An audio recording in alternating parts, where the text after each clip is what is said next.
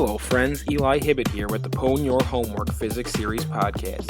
If you're looking to prepare, review, or gain an added edge or point of view about topics in physics, then look no further. Tune in each week to unlock your understanding of the physical world surrounding us. And now let's dive right in. Alright, how is everybody feeling today? I'm your host, Eli Hibbett, with today's Pwn Your Homework Physics Series podcast. I hope you're doing well. I hope you're in the zone with physics. I wanted to give everybody a quick bonus today. Go through some little items of business, I guess you'd say, and then cover one quick topic which I didn't think necessarily fit with tomorrow's podcast, which is still coming. We're going to cover unit conversion. So first thing, I'm putting these podcasts up on YouTube as well. So if you're on your computer and you want to consume it in that way, it's certainly available. They're coming up pretty quick. So check out the 2718 Productions YouTube channel.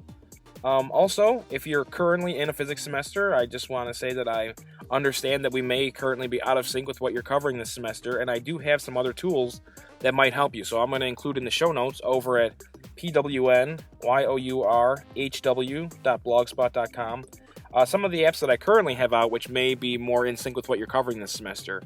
I have an app that does kinematic review, force, if you're doing Newton's laws. I have a couple of other apps that do unit conversion, which we'll do tomorrow. Constants, vectors versus scalars, converting from radians to degrees. And I also have some math apps which may help you, which provide reviews for calculus, trigonometry, and then just cover math symbols that kind of help bridge the gap between math and physics. So if those are certainly available to you, I'll put those in the show notes if you want to check them out. Also, 2718productions.com. has all on my entire app list there, if you're interested. One other thing I wanted to mention was that I like to take this at a little slower pace because I think that there are a lot of critical items that get glossed over during the beginning of a physics semester due to the sheer volume of content that they have to cover. And so over here we can focus on this in quite a bit of detail. And if you don't understand the fundamentals, it can be very confusing, and I think that's why there's such a big penetrability issue in physics. So over here we're going to take it slow and steady and make sure that those fundamentals are covered as completely as possible, and that should create a better foundation that you can then build upon in class. And that leads me to the major topic of today, which is asking questions. I know that sometimes in class it can be very intimidating to ask questions because you assume that because everybody's writing down all the information that's going on the board and what the professor's talking about, that you may be the only person that doesn't understand what's going on. And this is very rarely the case, even though it may not seem that way from your little seat in class. And one thing, if you don't know something, chances are somebody else in the class also doesn't understand it as well, even if they may not be thinking about it at the time. So if you don't know something, definitely raise your hand and ask, and don't be afraid to do it. One other really good reason why you should ask questions in class if you don't know what's going on is that chances are if you don't know what's going on now, it's not going to catch up later and you're just going to magically understand what everyone's talking about. So it can really snowball and you can get even further lost than you are right now. So if you don't know what's going on right now, nip it in the bud, ask a question, get an answer. You don't have to ask during class. You can ask at the end. You can go to office hours. You can ask your friends. But definitely make sure that you get those questions answered because you don't want to slide behind in that capacity. Another thing that I think new students think about quite a bit is that the professor kind of knows everything, and they're kind of teaching you information that they're comfortable with. So it sounds like they know everything about physics. And even PhDs, nobody knows everything. And when you go to grad school conferences and higher level things, everybody's asking questions in a very naive way because they actually want to learn things and they're not afraid to ask, and they're not afraid. It doesn't make them worse of a person or less of a scientist because they don't know the answer to every question.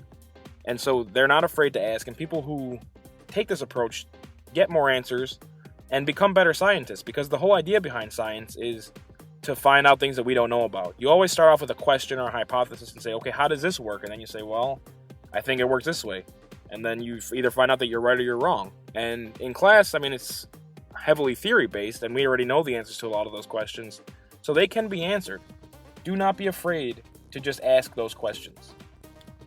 I wanted to give you an opportunity, if you don't feel comfortable asking somebody in your class or your professor, pwnyourhw.blogspot.com, the home of this podcast. On any of the comment threads, you can always drop a line and ask a question.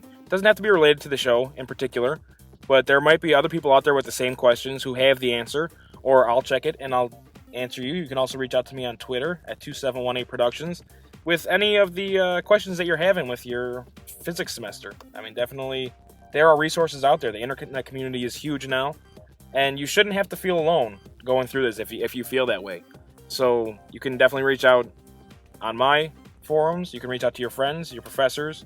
You can also email me at info@2718productions.com if you're feeling a little shy. So don't worry about it. You're not alone. You don't need to feel that way.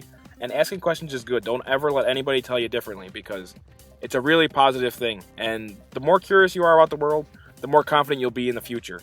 So I know that may not be necessarily intuitive, but it's definitely true.